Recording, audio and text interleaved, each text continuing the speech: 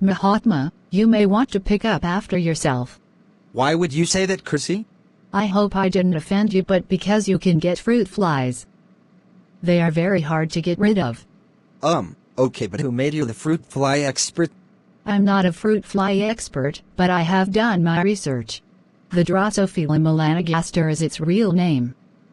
It reproduces at a very rapid rate.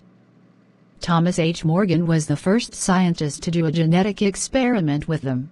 As a matter of fact, his grandfather was Francis Scott Key. You must love him, Gandhi. Haha, very funny. But why did Thomas Morgan want to experiment with fruit flies and genetics? Well, it is because of their reproduction rate. In genetic study, an experimenter wants to use a sample that reproduces quickly. Fruit flies love moisture. As a result, they reproduce on things that are moist and soft. This is one of the reasons why they love fruit. Wow, so it didn't take Thomas Morgan too long to reproduce them at all. I'm just a little confused. I lied, I'm a lot confused.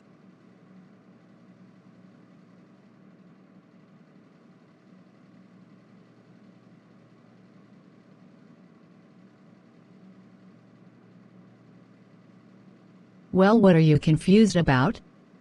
For starters, how can he identify female flies from male flies? Female fruit flies have a longer abdomen with a pointy tip. Male fruit flies tend to have smaller abdomens that are rounded. But those are small details that are not visible, especially when fruit flies are so active. How does he get them to stay calm? I'm not sure what Thomas Morgan used, but in the experiment that I performed, FlyNap was used. But don't all fruit flies look alike? How could they possibly be different? Well, Gandhi, there are many ways actually. They can differ genetically, or phenotypically. The genotype is the genetic makeup of an organism. So the phenotype is basically the physical features that result from the genotype. Ding, ding, ding. You got it. What are the phenotypes of the flies? Well, there are the wild-type flies, the grounded flies, and even white-eyed flies. In the experiment I performed, wild-type, WT, flies were mated. Well, how does all of this make happen? Genetics is a result of the alleles pasted down from each parent. Alleles are located on sister chromatids, so each parent passes down two. The alleles can then be recombined to make up a genotype and phenotype of an organism. There are two types of alleles, dominant and recessive. The dominant trait overpowers the recessive. That's interesting. So what was your experiment exactly? I never thought you'd ask. The experiment that was performed was fairly close to Thomas Morgan's. The materials that were used were test tubes, test tube labels, FlyNap, fly media, instant mashed potatoes, and fruit flies. The first step was to set up the vials.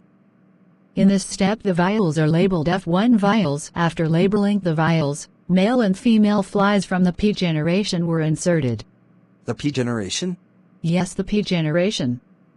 The P generation is the start of a genetic line. In other words, it is the start before the first generation. Oh. Continue.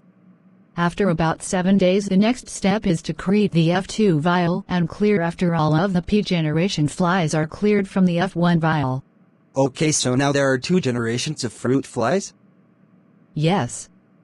In the F2 vials will be 5 of each male and female from the F1 vial.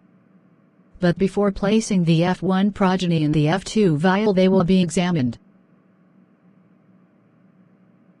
Then after waiting about 7 more days for the flies to mate, you will have your F2 progeny.